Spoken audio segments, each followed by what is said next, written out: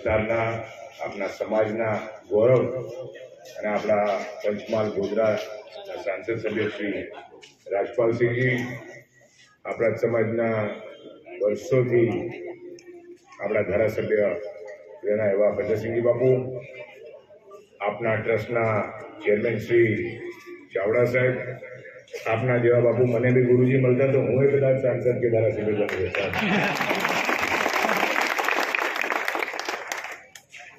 આપના ટ્રસ્ટના તમામ હોદ્દેદારશ્રીઓ, ગામના સરપંચશ્રી, અહીં પધારેલા સમાજના મારા બધા વડીલો, બહેનો અને મોટી સંખ્યામાં મારા યુવાન ભાઈઓ, પહેલા તો ખૂબ જ આનંદની વાત છે. ભદ્રસિંહ બાપુ જોડે હું છેલ્લા 5-6 વર્ષથી જોતો આવ્યો છું કે દર વર્ષે દશેરાના દાડા હોય કે જે બી હોય, સમાજનું એક સંમેલન હોય છે. આપ લોકો બધા ભેગા થાઓ છો, પણ આવી રીતે એક ટ્રસ્ટ બનાવીને ચાવડા સાહેબ આપે જે આ પગલો ભર્યો છે, અને આપની જોડે આપની તમામ ટીમ, અમારા કાળીગોરી ગુરુજી બી છે, આપના જ ગામના સમાજ પ્રત્યે જે લાગણી છે અને સમાજને આગળ લાવવા માટે જે આપણા જે યુવાન ભાઈઓ અને બહેનો જે અહીં બેઠા છે, જે આપણું ભવિષ્ય છે, સમાજને આગળ લાવવું હોય, જેમ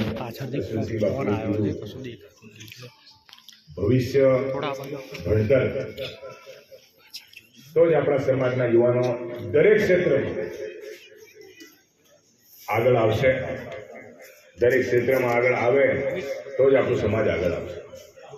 એટલે આપણે જે કીધું, જે પાવાગઢ પ્રાંત, પાવાગઢના તળેટી પર જે 32 કે 35 ગામોથી આ બધા જે પધાર્યા છે, એટલે આપ સૌને હું ખૂબ ખૂબ દિલથી આપ કરું છું.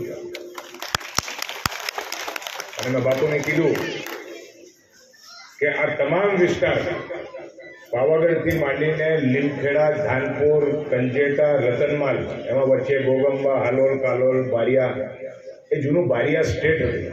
વડીલોનો તો ખ્યાલ છે, પણ કદાચ યુવાનનો એ ખ્યાલ ના આવે. તાલુકા ભલે બદલાઈ ગયા હોય, પણ આપણા સંબંધો તો બદલાતા નથી. પહેલા એક પંચમહાલ હતું, હવે એક પંચમહાલ હવે 3 જિલ્લા બની ગયા છે. એ રાજકીય ગણો કે એડમિનિસ્ટ્રેશન માટે ગણો, એ વિસ્તારો અલગ અલગ પડે છે. પહેલા ગોગંબા તાલુકા, બારિયા તાલુકા એક જ તાલુકો હતો 20-25 વર્ષ પહેલા.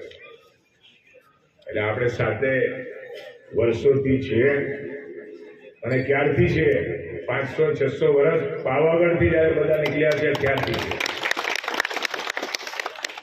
એટલે આવી રીતે આવા પ્રોગ્રામ, આવા ફંક્શન, આપણી ટ્રસ્ટને મારી પૂરી શુભેચ્છાઓ કે સમાજને એકત્રિત કરવા માટે, સમાજને આગળ લાવવા માટે, સમાજને સારી શિખામણી આપવા માટે આપ લોકો જે આ કાર્ય કરો છો, એમાં અમારું પૂરો આપને સાથ સહકાર અને ટેકો છે. અને જ્યારે બી મારી રીતે કોઈ બી નાનું કાર્યક્રમ હોય, મોટું કાર્યક્રમ હોય, કોઈ બી કાર્યક્રમ હોય, તેમાં હાજરી આપવા માટે હું બહુ ખુશ છું. અને આપનો ખૂબ આભાર કે આજે મને ભદ્રસિંહજી બાપુ, રાજપાલસિંહજી બાપુ જોડે આ કાર્યક્રમમાં મને આમંત્રણ આપીને એમની જોડે બી બેસવાનું મને આપે તક આપ્યું, એ બદલ ખૂબ આભાર. આટલું કહીને વિરમું છું. જય હિન્દ, જય ભારત.